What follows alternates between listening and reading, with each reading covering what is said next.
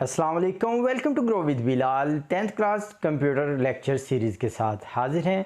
आज की वीडियो के अंदर हम नेस्टेड लूप्स और अरे और लूप्स इनको इकट्ठा इस्तेमाल करना सीखेंगे। इस वीडियो की तरफ बढ़ने से पहले अगर आपने मेरे चैनल को सब्सक्राइब नहीं किया हुआ तो चैनल को सब्सक्राइब कर लें।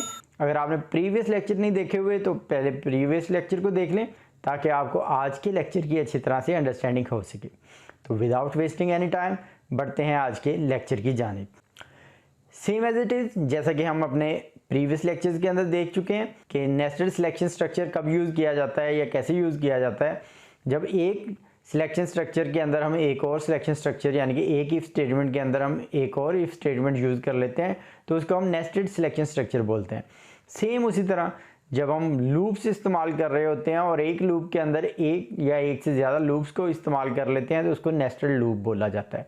इसका स्ट्रक्चर कैसा होगा? सेम एज इट इज़, जैसे हमने पहले फॉर लूप पढ़ा है उसी तरह इसका स्ट्रक्चर होगा। एक सिंपल फॉर लूप होगा लेकिन उसकी ब्रेसिस के अंदर हम एक और फॉर लूप लिख देंगे। पेज नंबर 87 के ऊपर आपको यही दिखाया जा रहा है कि एक सिंपल फॉर लूप का स्ट्रक्चर क्या होता है कि फॉर लूप लिखते हैं, इनिशियलाइजेशन होती है और कंडीशन इंक्रीमेंट डिक्रीमेंट, उसके बाद ब्रेसेस इस्तेमाल की जाती हैं और उसके अंदर कोड लिखा जाता है जिसको आप रिपीट करना चाहेंगे। तो नेस्टेड लूप के अंदर हम क्या करें, जस्ट हम जहाँ पर कोड लिखना था वहाँ पर हमने एक और फॉर स्टेटमेंट लिख दी है। फॉर एग्जांपल फॉर इनिशियलाइजेशन, उसके बाद कंडीशन आ जाएगी, कंडीशन के बाद हम इंक्रीमेंट या डिक्रीमेंट करेंगे और फर्स्ट लूप के अंदर यानी कि उसकी ब्रेसिस के अंदर हमने एक और लूप लिख दिया है जो कि सेम वही उसका स्ट्रक्चर है जो फॉर लूप का होता है। हम इसको इस्तेमाल क्यों करते हैं? When we want to repeat a pattern for multiple time, then we use nested loop। जब एक ही खास पैटर्न हमने मल्टीपल टाइम्स यूज करना होता है तब हम ये काम करते हैं। फॉर एग्जाम्पल लास्ट लेक्चर के अंदर मैंने आपको दिखाया था कि 1 से लेके 10 तक हमने काउंटिंग उसको प्रिंट करवाया था स्क्रीन के ऊपर, तो उसी काम को हमने 10 बार करना है। फॉर एग्जाम्पल 1 से लेके 10 तक हमने जो काउंटिंग है उसको हमने 10 मरतबा स्क्रीन के ऊपर शो करवाना है। तो ये काम करवाने के लिए हम नेस्टेड लूप का सहारा लेंगे और यहाँ पर एग्जाम्पल के अंदर भी यही चीज़ हमें बताई जा रही है। मैंने 10 टाइम कहा है लेकिन एग्जाम्पल के अंदर वो ये कह रहा है कि हमने 5 टाइम्स रिपीट करना है 1 से लेके 10 तक। तो इसको हम रिपीट करते हैं और आपको आई थिंक सो इससे अच्छी अंडरस्टैंडिंग भी हो जाएगी। मैंने ऑलरेडी एक कोड लिखा हुआ है जो कि लास्ट एग्जाम्पल के अंदर मैंने आपको शो करवाया था, वही चीज़ यहाँ पर है। एक फॉर का स्ट्रक्चर है जो कि हमने 100 टाइम शो करवाता है, मैं उसको दोबारा चेंज करके 10 टाइम कर देता हूँ। अब आप देख रहे हैं कि एक फॉर का स्ट्रक्चर ये है। अब इसको मैं एक और फॉर के स्ट्रक्चर के अंदर लिख दूंगा। मैं यहाँ पे लिखूँगा फॉर और फिर लिखूँगा, इसके अंदर मैंने आई लिखा है तो मैं यहाँ पे जे लिख देता हूँ ताकि वेरिएबल का डिफरेंस हो जाए। जे इज़ इक्वल टू 1 या हम 0 से स्टार्ट कर लेते हैं और फिर हम इस्तेमाल करेंगे टर्मिनेटर साइन और उसके बाद हमारे पास आ जाता है, अब हम 10 टाइम शो करवा लेते हैं क्योंकि हम बुक से थोड़ा हट के चल रहे हैं ताकि हमें बेटर अंडरस्टैंडिंग हो जाए। बुक वाले ने 5 टाइम किया है, हमने 10 टाइम कर लिया। जब तक j इज़ लेस देन 10 है तब तक इस लूप को चलना चाहिए और j के अंदर प्लस प्लस हो जाए और उसके बाद हम यहाँ पे ये इस लूप की ब्रेसेस हमने लगा दी। ये वाला जो लूप था इसको हम पहले वाले लूप के अंदर पेस्ट कर देते हैं। तो अब हमारे पास होगा क्या, वो चीज़ हम नोट करने के लिए इस लूप को रन करवाते हैं। तो आपने देखा कोई भी एरर हमारे पास नहीं आया, लेकिन यहाँ पर जो लूप है हमारा वो क्या कर रहा है, उसने 10 टाइम्स 1 to 10 काउंटिंग तो शो कर दी लेकिन उसने मल्टीपल लाइन के अंदर शो की है। मल्टीपल लाइन के अंदर शो इसलिए की है क्योंकि हमारी यहाँ पे आउटपुट में हमने \n यूज़ किया था। हम इसको ख़त्म कर देते हैं और दोबारा इस प्रोग्राम को कंपाइल करते हैं और कंपाइल करने के बाद रन करवाते हैं। तो अब आपने देखा कि इसने आउटपुट को एक ही लाइन के अंदर शो कर दिया। यहाँ पे एक प्रिंट एफ की हम स्टेटमेंट का इजाफा कर देते हैं और उसके अंदर जस्ट हम एक \n का इजाफा करेंगे, कर देंगे हम टर्मिनेट। फिर इसको कंपाइल करवाते हैं और आपने देखा कि ये आउटपुट हमारी लाइंस के अंदर शो हो गई। तो इस तरह हमारे पास एक सेम पैटर्न को मल्टीपल टाइम रिपीट करवाना हो तो उसके लिए हम इसको इस्तेमाल करते हैं। तो यहाँ पर बुक के अंदर हमें यही एग्जांपल दी जा रही है लेकिन वहाँ पर जो हमारे पास रेपिटेशन है वो 5 टाइम हो रही है और आउटपुट हमारी इस तरह शो हो रही है। तो हमने जस्ट क्या किया है, हमने सिर्फ और सिर्फ वहाँ पर एक 10 का इजाफा किया और हमारी जो लाइंस हैं वो 10 टाइम्स वहाँ पे डिस्प्ले हो रही हैं। तो इस तरह आप नेस्टेड लूप को इस्तेमाल करते हुए अपनी आउटपुट को चेंज करवा सकते हैं। फॉर एग्जांपल ये हमें कहता है कि आपने इस तरह की एक आउटपुट लेनी है जिसके अंदर आपके पहली लाइन के अंदर 1 स्टार शो हो, दूसरी लाइन के अंदर 2 स्टार, तीसरी में 3 एंड सो ऑन। तो हमने क्या किया इसके अंदर भी हमने 2 लूप्स का इस्तेमाल किया है और यहाँ पर i इज़ इक्वल टू 1 से शुरू हो रहा है और जब तक i हमारा 6 से छोटा है तब तक i में प्लस प्लस करता जाए। सेम एज इट इज़ हम इसको यहाँ पर ले सकते हैं। यहाँ पर j हमने किया था, j इज़ लेस देन 10 तक हमने किया था, हम यही कोड रहने देते हैं। हम यहाँ पर सिर्फ एक चेंजेस करते हैं, हम कहते हैं कि तो चेंजेस हम क्या करेंगे जी, जहाँ पे j इज़ इक्वल टू 0 है, j इज़ लेस देन 10, हम कहते हैं 10 लाइन हमारी शो कर दे j प्लस प्लस हो और उसके बाद i हमारा 1 से शुरू हो लेकिन एंड कहाँ पर हो, जहाँ पे j की वैल्यू के बराबर हो जाए। फॉर एग्जांपल फर्स्ट टाइम जब ये रन होगा तो हम कह देते हैं j हमारा 1 है। फर्स्ट टाइम j जब 1 है तो 1 is less than equal to 1, यानी कि ये लूप एक दफ़ा रन होगा हमारे पास और यहाँ पर 1 टाइम ये स्टार को शो करवा देगा। यहाँ पे हम स्टार लगा देते हैं, यहाँ पे हमने स्टैरिक लगा दिया और इसको हम कर देते हैं रन। तो आपने देखा कि आउटपुट हमारी 10 स्टार्स तक वो शो कर रहा है। तो इस तरह आप अपनी आउटपुट्स जो हैं उनको नेस्टेड लूप को इस्तेमाल करते हुए डिस्प्ले करवा सकते हैं। अब इसके अंदर हो क्या रहा है कि फर्स्ट टाइम जब हमारा लूप रन होगा तो j की वैल्यू 1 है तो बाहर वाला लूप एक दफ़ा चलेगा और अंदर वाला लूप भी हमारा 1 टाइम रन होके बंद हो जाएगा, एक दफ़ा स्टार उसने शो कर दिया। नेक्स्ट टाइम वो इस लूप से बाहर निकल आया और यहाँ पे ये चला गया फॉर वाले लूप, ऊपर वाले लूप के अंदर, और यहाँ पर j की वैल्यू अब 2 हो चुकी है। जब j की वैल्यू 2 हो गई है वो आ जाएगा इस फॉर के अंदर, ट्रू हो गई कंडीशन, इस फॉर लूप के अंदर आ जाएगा। अब यहाँ पर i 1 था तो एक दफ़ा उसने स्टार शो करवा दिया और दोबारा फिर यही लूप चलेगा और i की वैल्यू जब 2 हो जाएगी तो 2 स्टार शो कर देगा वो। जब i 2 है और j भी 2 है, इससे ज़्यादा वैल्यू वो इंक्रीज़ नहीं करवाएगा इसकी और दोबारा बाहर वाले लूप में चले जाएगा। इसी तरह 3 वैल्यू होगी तो अंदर वाला लूप 3 दफ़ा रिपीट होगा, नेक्स्ट टाइम 4 वैल्यू होगी, अंदर वाला लूप 4 टाइम रिपीट होगा और उतनी दफ़ा वो स्टार्स को प्रिंट करवाता रहेगा। तो इस तरह हर दफ़ा रेपिटेशन जो है वो एक स्टेप बढ़ती जाएगी और ये काम 10 स्टार्स तक चलेगा और उसके बाद लूप हमारा क्लोज़ हो जाएगा। बाहर वाले लूप की फंक्शनैलिटी ख़त्म हो जाएगी और अंदर वाले लूप की फंक्शनैलिटी ख़त्म हो जाएगी।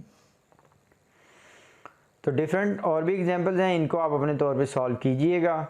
अब हम बढ़ते हैं अपने लास्ट टॉपिक की तरफ जो कि है लूप्स एंड अरेज।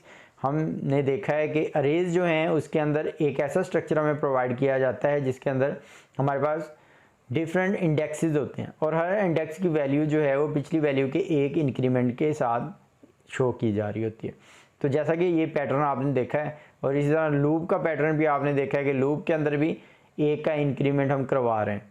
तो हम क्या कर सकते हैं कि इंडेक्सेस को वेरिएबल में रख के, यानी कि लूप के वेरिएबल के साथ हम फिल करवा सकते हैं और इसी तरह प्रिंट करवा सकते हैं। तो ये कॉन्सेप्ट बहुत ज़्यादा इंपॉर्टेंट है समझने के लिए कि as variable can be use as array indexes, so we can use loops to perform the different operation on array. If we want to display the whole array, then instead of writing all the elements one by one, we can loop over the array elements by using the loop counter as an index। तो बजाय इसके कि हम एक एक index को print करवाएं, हम क्या कर सकते हैं, लूप लगाएंगे। लूप लगा के जो लूप का वेरिएबल है जिसको हम काउंटर के तौर पे यूज़ कर रहे हैं उसी को हम अरे के वेरिएबल के तौर पे यूज़ कर लेंगे। बार बार उसकी वैल्यू चेंज होगी। फॉर एग्जांपल पहले इंडेक्स 0 हो गया, फिर 1, फिर 2, फिर अप टू सॉन जितनी भी उसकी लेंथ है, तो इस तरह हम उसकी वैल्यूज़ को मेजर करवा सकते हैं। फॉर एग्जांपल यहाँ पर एक हमारे पास लूप लिखा गया है इंट a 10, यानी कि 10 नंबर्स की हमने अरे ली है और फॉर लूप हमने लगा दिया है i इज़ इक्वल टू 0 से लेके i इज़ लेस देन 10, क्योंकि 10 उसके एलिमेंट्स है इसलिए हमने 10 टाइम इस लूप को रिपीट करवाना है और i में हम प्लस प्लस करवा रहे हैं। और यहाँ पे स्कैन f के साथ हम वैल्यूज़ इनपुट करवा रहे हैं अपनी अरे की। 10 दफ़ा हमारे पास वैल्यूज़ को स्कैन करने का यानी कि एंटर करने का ऑप्शन आएगा और इसी तरह हम बारी बारी अरे के अंदर वैल्यूज़ को इनपुट करते जाएंगे। फॉर एग्जांपल यहाँ पे ये हमें कहता है कि इनपुट, यहाँ पर ये हमें कहता है कि मल्टीपल्स 5, यानी कि नंबर के 5 मल्टीपल्स हमें ये शो करवाए। तो उसके लिए भी लूप यूज़ किया गया और साथ अरे यूज़ की गई है। यहाँ पर एक और हमारे पास एग्जाम्पल है जिसके अंदर int i is equal to 0, i is less than 100 और i प्लस प्लस, और इस तरह आप 100 लेंथ की अरे को प्रिंट करवा सकते हैं। यहाँ पर एक और एग्जांपल है हमारे पास int is equal to sum for int I is equal to 0, I is less than 100 and then I plus plus sum is equal to sum a I। तो इसके साथ हमें ये क्या करवा रहा है, जितनी भी हमारे पास अरे थी उसके हर एलिमेंट को ये जमा करवा के आपको शो करवा देगा। अगर हम लूप के बगैर यही काम करना चाहें तो हमें बहुत ज़्यादा इसके लिए प्रोसेसिंग रिक्वायर होगी, बहुत ज़्यादा हमें स्टेटमेंट्स लिखनी पड़ेंगी, लेकिन ये जस्ट हम एक लूप को इस्तेमाल करवा के ये काम करवा रहे हैं। और इसी तरह एक और प्रोग्राम है हमारे पास जिसके अंदर दो अरे हैं हमारे पास, इंट ए और इंट बी हमने अरेज लिए हैं और उनको हम एडअप करवा रहे हैं, यानी कि स्क्रीन के ऊपर जो हमारे पास आंसर शो वो उन दोनों अरेज के इंडेक्सेस की सेम वैल्यूज़ को वो जमा करके आपको शो करवाएगा।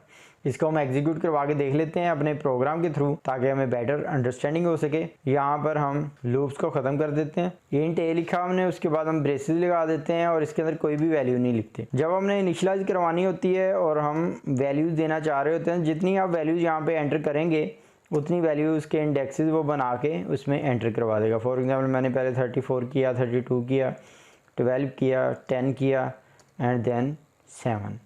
तो ये 5 वैल्यूज़ मैं यहाँ पे करवा रहा हूँ और यहाँ पे मैं इसको टर्मिनेट करवा देता हूँ। इंट एक और अरे मैं लेता हूँ जिसका नाम मैंने बी रख दिया है। बी रखने के बाद इसके अंदर भी मैंने कोई भी इंडेक्स की लेंथ नहीं दी और यहाँ पर मैं वैल्यू एंटर करूँगा। फॉर एग्जांपल पहले मैं 12 लिख देता हूँ, फिर मैं 6 लिख देता हूँ, फिर मैं 10 लिख देता हूँ, देन 15 एंड देन 20। उसके बराबर ही मैंने वैल्यू यहाँ पे लिख दी और मैंने इसको कर दिया टर्मिनेट। अब इसके अंदर मैं क्या करूँगा, एक फॉर लूप लगा दूँगा। फॉर लूप मेरा क्या करेगा, उसको 5 टाइम वैल्यूज़ लेनी चाहिए, तो मैं यहाँ पे लिखूँगा int i is equal to 0, क्योंकि पहला इंडेक्स हमारा 0 होता है। वो लेस देन इक्वल हो जब तक हमारे पास 5 से, जब तक वो 5 से छोटा है तब तक वो उसको रिपीट करे और आई में इंक्रीमेंट करता जाए। और यहाँ पर हम लिखेंगे फॉर लूप का स्ट्रक्चर। फॉर लूप के स्ट्रक्चर में हम क्या करवाना चाह रहे हैं कि हम कहते हैं प्रिंट एफ हो हमारे पास और यहाँ पे हमारे पास एक नंबर हो, तो नंबर के लिए हम %d लिख लेते हैं और फिर हम कॉमा डालेंगे।